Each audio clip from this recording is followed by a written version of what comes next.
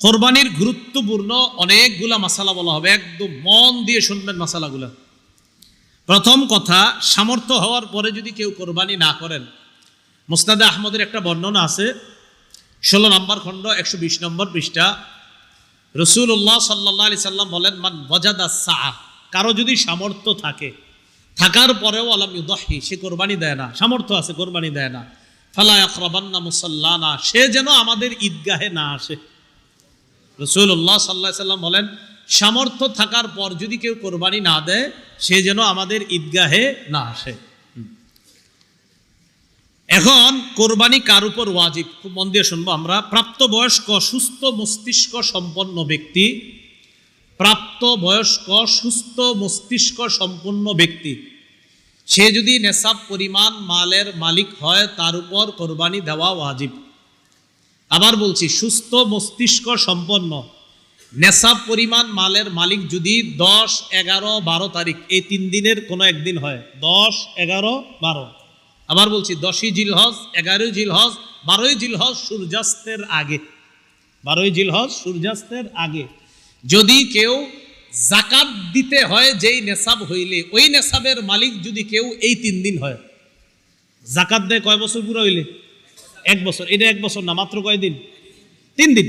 হ্যাঁ, 3 দিন, 10, 11, 12 জিলহজ, এই 3 দিন যদি সুস্থ মস্তিষ্ক সম্পন্ন বালেগা নারী পুরুষ তাদের কাছে যদি নেসাব পরিমাণ সম্পদ থাকে, তাদের উপর কোরবানি দেওয়া ওয়াজিব।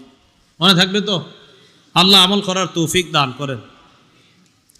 এক্ষেত্রে একটা কথা মনে রাখবো, কোরবানির ক্ষেত্রে প্রয়োজনের অতিরিক্ত সম্পদের মধ্যে জমিনও গণ্য করবেন। যেই জমিনের ফসলটা আপনার প্রয়োজনের অতিরিক্ত, মানে এটা আপনার প্রয়োজন না, এটা আপনার না হইলেও চলে, এই জমিনের ফসল না হইলেও চলবে, এটাও কোরবানির নেসাবে ধরবেন। কি বললাম? জমিনের ক্ষেত্রে প্রয়োজনের অতিরিক্ত যেই জমিনগুলো আছে, কোরবানি, শুধু কোরবানির নেসাবের ক্ষেত্রে এটাকে আমরা গণ্য করব। আল্লাহ বুঝার তৌফিক দান করেন। অনেকেই আছে কিন্তু আপনার নেসাবের মাল আছে, হয় এই 3 দিনে হয়ে যায় অনেকের, মাশাআল্লাহ। তো যাই হোক, আপনারা তো জানেন কাদের হবে কাদের হবে না, এই জন্য চেষ্টা করা, অন্তত একটা খাসি বকরি দিয়ে দিলেই তো হয়। এরপরের মাসালাটা আমরা মন দিয়ে শুনবো। নেসাব স্বর্ণের ক্ষেত্রে 52.5 তোলা স্বর্ণ, স্বর্ণের ক্ষেত্রে 7.5 ভরি স্বর্ণ, রূপার ক্ষেত্রে 52.5 তোলা রূপা, 7.5 ভরি স্বর্ণ অথবা 52.5 ভরি রূপা, 7.5 ভরি স্বর্ণ, আর রূপার ক্ষেত্রে 52.5 ভরি বা তোলা, যেটা বলেন, ভরি বললেও হবে, রূপা। এখন কথা হলো, কারো কাছে কিছু স্বর্ণ আছে, কিছু রূপা আছে। কি আছে বলেন তো? কিছু স্বর্ণ, কিছু রূপা, কিছু টাকা পয়সা আছে। এই সবগুলা মিলাইলে যদি 52.5 তোলা রূপার সমপরিমাণ হয়, কারো কাছে কিছু টাকা আছে, কিছু স্বর্ণ আছে, কিছু রূপা আছে, সবগুলা মিলাইলে তার কাছে 52.5 তোলা রূপার সমপরিমাণ অর্থ আছে, তার উপরও কোরবানি ওয়াজিব। বুঝছেননি? কারো কাছে কিছু স্বর্ণ, কিছু রূপা, কিছু টাকা পয়সা, এই সবগুলা মিলাইলে যদি 52.5 তোলা রূপার সমপরিমাণ টাকা হয়, এক্ষেত্রে স্বর্ণ বলবো না, 52.5 তোলা রূপার সমপরিমাণ যদি অর্থ হয়, তার উপরও কোরবানি ওয়াজিব। আল্লাহ আমল করার তৌফিক দান করেন। মাসালা, কোরবানির নেসাবের ক্ষেত্রে যাকাতের মতো কি পূর্ণ 1 বছর থাকতে হবে? না, পূর্ণ 1 বছর থাকতে হবে না। কোরবানির নেসাব শুধুমাত্র আপনার 10, 11, 12 এই 3 দিন জিলহজের। আর জিলহজের 12 তারিখ কি পর্যন্ত জানি? সূর্যাস্ত পর্যন্ত, এই 3 দিন। এবার আসেন নাবালেগের কোরবানি। নাবালেগের পক্ষ থেকে কোরবানি দেওয়া যাবে কিনা? নাবালেগ যদি নেসাব পরিমাণ মালের মালিক হয়, নাবালেগ যদি নেসাব পরিমাণ মালের মালিক হয়, শিশু কিশোর অথবা সুস্থ মস্তিষ্ক সম্পন্ন ব্যক্তি না, এমন ব্যক্তির টাকা পয়সা আছে। একটা ব্যক্তির মাথা ঠিক নেই, 3 তলা 4 তলা বাড়ি আছে, কথার কথা, এর নামে আছে, হয়তো অন্যরা তাকে দেখাশোনা করে, তাহলে শিশু কিশোর তাদের টাকা আছে কোরবানি দেওয়ার মতো, নেসাব পরিমাণ মালের মালিক তারা। আরেকজন যার সুস্থ মস্তিষ্ক নাই কিন্তু টাকা আছে, নেসাব পরিমাণের মাল, এই সম্পদ আছে যেটা দিয়ে কোরবানি দেওয়া যায়, তাদের উপর কোরবানি ওয়াজিব না। বলেন, তাদের উপর কোরবানি? তাহলে বলেন তো, কোনো শিশুর নেসাব পরিমাণ মাল আছে, কোরবানি ওয়াজিব না। কোনো অসুস্থ, যার মস্তিষ্কটা সুস্থ না, তারও নেশাব পরিমাণ মাল আছে, কোরবানি ওয়াজিব। কারণ কোরবানি ওয়াজিবের জন্য শর্ত হলো মস্তিষ্ক সুস্থ হতে হবে, সুস্থ মস্তিষ্ক সম্পন্ন মালেক মুসলমান হতে হবে। আল্লাহ মাসালাগুলো মনে রাখার তৌফিক দান করেন। মুসাফিরের কোরবানি, কোনো ব্যক্তি 48 মাইল দূরে যাওয়ার নিয়তে নিজের গন্তব্য থেকে বের হয়েছে, বর্তমান হিসাব অনুযায়ী প্রায় 78 কিলোমিটারের কাছাকাছি, 78 কিলোমিটার, কিলো যেটা আপনাদের রাস্তাঘাটে এখন লাগায় রাখে কিলো, তাহলে 48 মাইল, বলেন 48 মাইল, আর কিলো হইলে প্রায় 78 কিলোর কাছাকাছি। যদিও 72 কিলো অনেকে বলে, কিন্তু আসল সম্ভবত আপনার সঠিক মাসালাটা হবে 78 কিলোর কাছাকাছি হওয়া।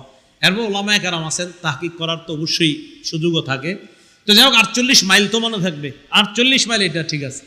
তো কেউ 48 মাইল দূরত্বে যাওয়ার নিয়ত করে গন্তব্য থেকে বের হয়েছে, আর কিলো অনুযায়ী বললাম কত, প্রায় 78 কিলোমিটার, এই পরিমাণ যাওয়ার নিয়তে বের হয়েছে, তার উপর কোরবানি ওয়াজিব না, তার উপর কোরবানি ওয়াজিব না, না তার উপর কোরবানি ওয়াজিব না, এরকম মুসাফিরের উপর কোরবানি ওয়াজিব না। নাবালেগের পক্ষ থেকে যদি বাপ কোরবানি দিয়ে দেয়, কোনো বাবা টাকা আছে, সে তার নাবালেগ সন্তানের পক্ষ থেকে যদি কোরবানি দেয়, হয়ে যাবে, সওয়াব হবে, আদায় হবে। কোনো বাবা তার নাবালেগ সন্তানের পক্ষ থেকে কোরবানি দিলে কোরবানি হয়ে যাবে। বলেন এটা মুস্তাহাব, বলেন হুকুমটা কি? এই আমলটা যে করবে বাবা শিশুর পক্ষ থেকে, এটার নাম ওয়াজিব হবে না মুস্তাহাব? হ্যাঁ মুস্তাহাব। কোনো নাবালেগের পক্ষ থেকে তার বাবা যদি কোরবানি দিয়ে দেয়, বলেন তো আপনারা এটার হুকুমটা কি হবে? মুস্তাহাব। মাশাআল্লাহ। দরিদ্র ব্যক্তির কোরবানির হুকুম, এটা একটু মন দিয়ে শোনেন। দরিদ্র ব্যক্তির কোরবানির হুকুমটা খুব মন দিয়ে শোনেন। প্রথম কথা, দরিদ্র ব্যক্তির উপর কোরবানি ওয়াজিব না, কারণ তার কাছে নেশাব পরিমাণ সম্পদ নাই। কিন্তু যদি সে কোরবানি করার নিয়তে কোনো পশু ক্রয় করে, আপনি কে কইছে কিনতে, কিন্তু আপনি কিনছেন, দরিদ্র ব্যক্তি, তার উপর কোরবানি ওয়াজিব না, কিন্তু উনি কোরবানির নিয়তে একটা পশু কিনছে, তাহলে কোরবানি ওয়াজিব হয়ে যাবে এটা দেওয়া। দরিদ্র ব্যক্তি যার উপর কোরবানি ওয়াজিব না, তিনি যদি কোরবানির নিয়তে পশু ক্রয় করে, তার জন্য এই কোরবানি পশুটা কোরবানি করা ওয়াজিব হয়ে যায়। মনে থাকবে নি? তাহলে বলেন তো, দরিদ্র ব্যক্তির উপর কি কোরবানি ওয়াজিব? না। যদি কিনে, তাহলে ওই পশু কোরবানি করা কি হয়ে যায়? ওয়াজিব হয়ে যায়। আল্লাহ বুঝার তৌফিক দান করেন। কেউ কোরবানির দিনগুলোতে যদি আপনার ওয়াজিব কোরবানি দিতে না পারে, তার উপর কোরবানি ওয়াজিব হয়েছে 10, 11, 12 সূর্যাস্ত পর্যন্ত আপনার কেউ যদি কোরবানি দিতে না পারে, আবার বলছি, কেউ যদি কোরবানির দিনগুলোতে ওয়াজিব কোরবানি দিতে না পারে, কোরবানি ওয়াজিব কিন্তু আপনি দিতে পারেন নাই, ইতিমধ্যে কোরবানির দিন শেষ হয়ে গেছে, 10 গেল, 11 গেল, 12 চলে গেছে, শেষ, কিন্তু আপনার উপর ওয়াজিব ছিল, দেন নাই, এখন কি করবেন? এখন আপনি একটা ভালো মানের খাসির সমপরিমাণ মূল্য সদকা করে দিবেন।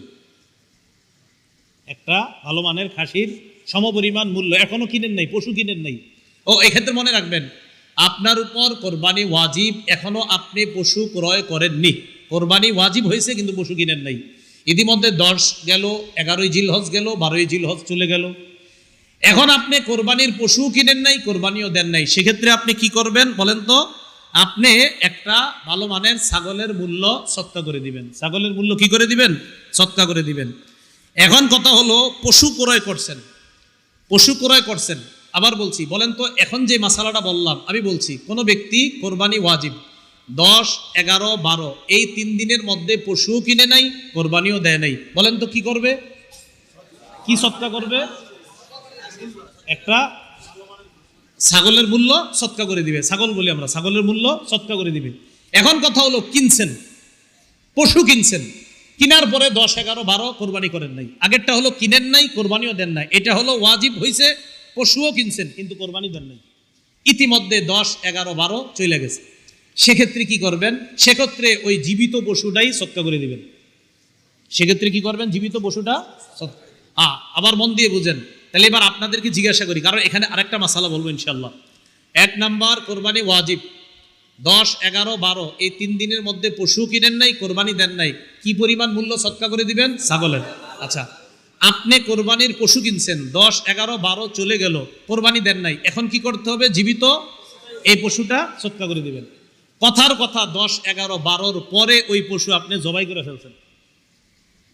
এটা কিনছিলেন কোরবানির জন্য, কোরবানির জন্য কেনা পশুটা 10, 11, 12 পরে আপনি জবাই করছেন, এখন কি করবেন? ওলামায়ে কেরাম মাসালা দিল, ভাই আপনার তো মূল্য এই পশুর সমপরিমাণ মূল্য সৎকা করা ওয়াজিব ছিল। ভাই না, আমি তো পশুই কিনছি। ও আচ্ছা, তাহলে তো জীবিত পশুটা দেওয়া আপনার ওয়াজিব ছিল। ভাই আমি তো জীবিত পশু দেই নাই, পশু তো আমি জবাই করছি, এখন কি করব?